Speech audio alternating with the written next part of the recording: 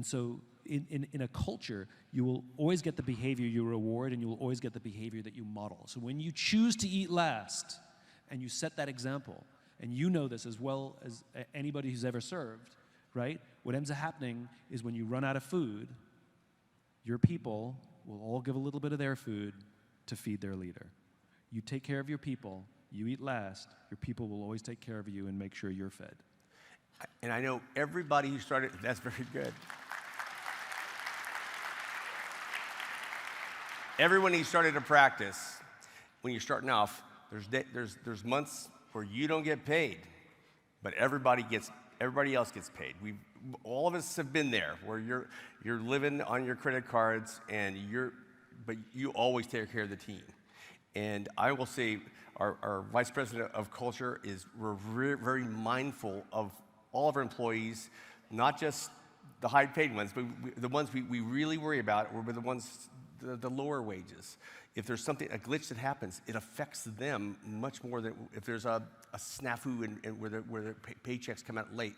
Well, if you're a high-paid executive, it will mean less to them, but your staff, it'll really a big factor to them. So being very mindful of that is important. So what advice would you give to leaders who want to implement, maybe they have a vision and they're met with resistance and skepticism along the way, and that what's the word? It's a resistance to change, which is so common.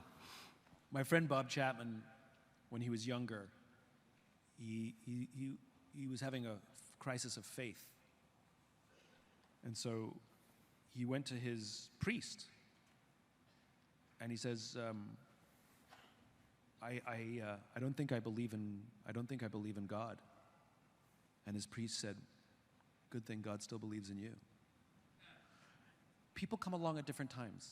Like, you can't force someone to have a conversion, or you can't force somebody to believe. We don't know what their story is. We don't know that maybe they've worked for horrible people in the past. Maybe they've come from companies that had terrible cultures. Maybe they've been once bitten, twice shy. Like, maybe they're coming with their guard up. Like, I don't know what their experience is. I don't know what their story is. So just because we are well-intentioned and we're all like chipper and studying leadership, that we expect that they come in the first 3 weeks of their employment.